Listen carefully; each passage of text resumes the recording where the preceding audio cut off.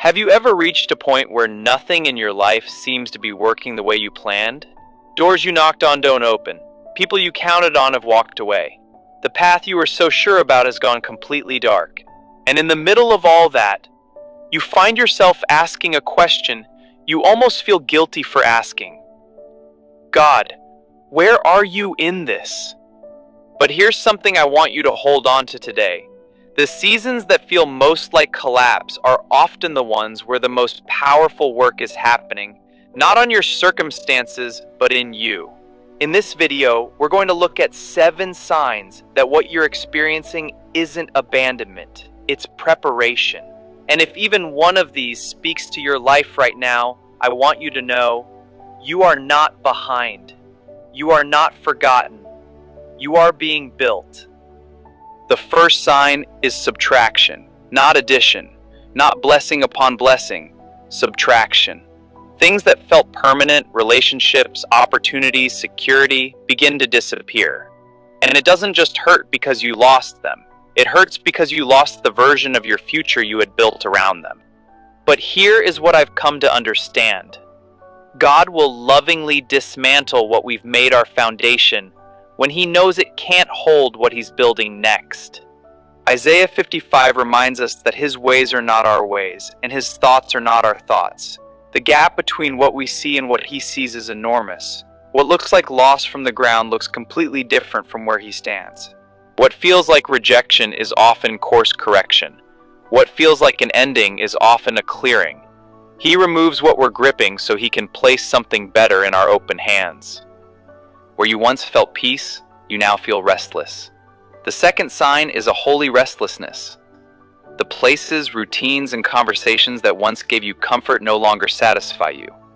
You feel out of place in spaces you used to call home. And you wonder if something is wrong with you. Nothing is wrong with you. You've outgrown it. In Hebrews 11, we see that Abraham was called to leave without being given a full map. He didn't receive the destination before he took the first step. He received it as he walked. That restlessness you feel, that's not confusion. That's your spirit recognizing that you've been standing still in a place God has already released you from. Comfort can be a cage when God is trying to call you into your next chapter. He disrupts the peace that was keeping you small before He reveals the purpose that will make you whole. The third sign is the collapse of control. You've tried to fix it. You've tried to engineer the outcome, manage every variable, and stay one step ahead. Every attempt to control the outcome is failing. But the more you push, the more resistant things become. Plans fall through. Timelines stretch. Certainty evaporates. Here's what that resistance is teaching you. Surrender. Proverbs 3:5-6 doesn't say trust God alongside your understanding. It says trust Him instead of leaning on your own understanding.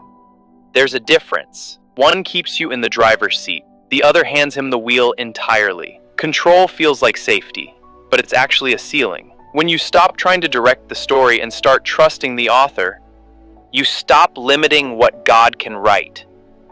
Your surrender isn't weakness. It's the most powerful move you can make. The fourth sign is a delay that defies logic.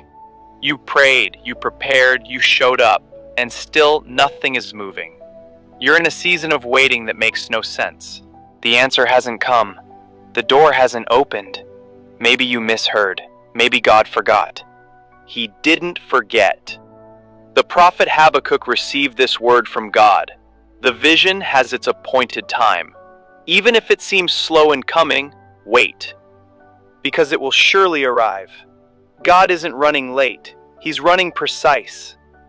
What He's doing in the waiting is aligning the timing, the people, and, most critically, the version of you who will be able to steward what's coming. Sometimes the delay isn't holding back the blessing. It's holding back you until you're the person who won't waste it. The fifth sign is pressure. Not the kind that passes in a day.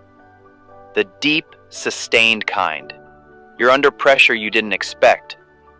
You're being stretched spiritually, tested emotionally, pushed in ways that feel relentless. You're fighting battles no one around you can see, and some days it feels like too much. But James 1:2-4 offers a perspective shift that changes everything. Trials, when endured with faith, produce perseverance, and perseverance produces completeness, nothing lacking. God does not waste pressure. He uses it the same way a refiner uses heat, not to destroy the metal, but to burn away everything that doesn't belong. The version of you that exists on the other side of this season will have a resilience that could not have come any other way. The weight you're carrying right now is building something in you, not breaking it. The sixth sign is a sense of separation.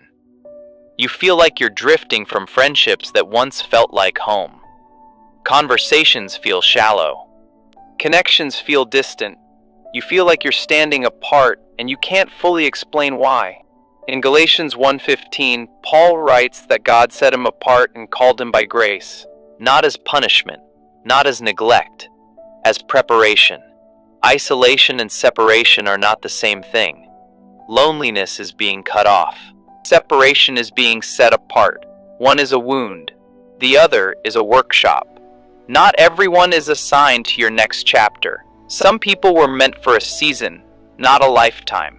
And trying to force those relationships forward will cost you the energy you need for what God is calling you into. Before He elevates you, He often separates you. Because what He's called you toward requires a focus that noise cannot coexist with. The seventh sign, and the most significant of all, is a shift in how you pray and who you lean on. You are learning to depend on God in a way you never have before. At some point in the middle of all this uncertainty, something in you changes. You stop praying like you're placing an order. You surrender and trust. Start praying like you're having a conversation with the only one whose opinion actually matters. Stop running to people first. Go to God first. Make God your first priority. In 2 Corinthians 12:9, God tells Paul, "My grace is sufficient for you, for my power is perfected in weakness." His power shines through our weakness. That is not a consolation prize. That is an invitation. When you reach the end of your own strength and find Him there, that is the deepest transformation this entire season was always meant to produce. This may not be the breakthrough you've been waiting for. You, a version of you that is more rooted, more trusting, more unshakable than the person who started this journey. So let me bring this together. If your life feels uncertain right now, if things are being removed, if you're in a delay, if you feel the pressure and the isolation and the unraveling, please hear me. This is not the end of your story. This is the workshop. God is not punishing you. He is not ignoring you. He is doing something in you that cannot happen on comfortable ground. He is removing what cannot go forward with you. He is teaching you what you couldn't have learned in the easy seasons. And one day, maybe sooner than you think, you will look back at this exact chapter of your life and understand it in a way you simply can't right now. It wasn't a setback, it was a setup. Not everything falling apart, everything falling into place.